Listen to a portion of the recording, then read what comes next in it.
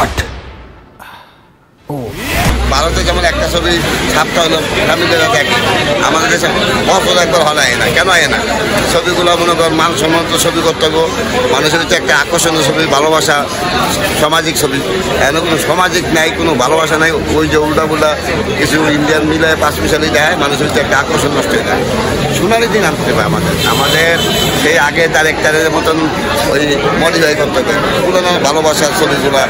হ্যাঁ, তারপর সামাজিক ছবি, মানুষের শ্রদ্ধাপূর্ত ছবিগুলা, মানুষের হারানো দিনগুলা, এইগুলো জিনিস না দিলে ছবি মানুষের যে আকর্ষণ থাকবে মানুষের যে আগে সেই ভালোবাসা না থাকলে তো ভালোবাসার ভিতরে মানুষের আকর্ষণ হয়। যে আমরা আইসি 400 টাকা খরচ করে কে লেগে ছবিটা গিয়ে দেখি, ঠিক আছে? ছবি তো অনেক দেখছি, তুফান দেখলাম, ভালোই লাগলো মোটামুটি।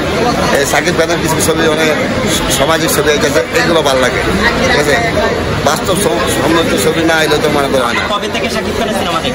আমি সাকিব খানের ছবি তো প্রায় 12-13 বছর ধরে আগের থেকে আমার টিভিতে বিটিভিতে দেখি।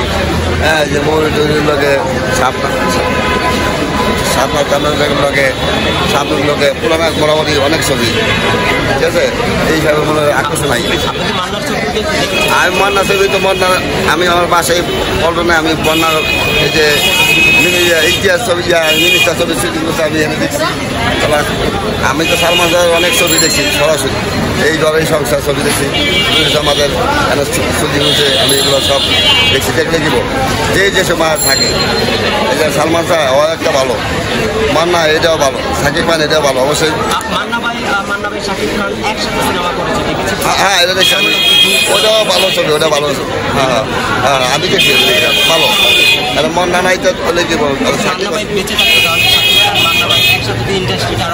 আরো হ্যাঁ, একটু উজ্জ্বল হইতো, আকর্ষণ হইতো মানুষের একটা হারানো দিনগুলার মতন ফিরে হইতো। মানে মন্না নাই, সাকিবগুলা মনে হয় একটু আকর্ষণ আনতে, এগুলো দরকার আছে। ইন্ডাস্ট্রি আমাদের ফিল্ম ইন্ডাস্ট্রি একগুলা একসময় ছিল, একসময় পুরানো নায়ক এখন তো মানুষের ওই আকর্ষণগুলা হারাই দিতে।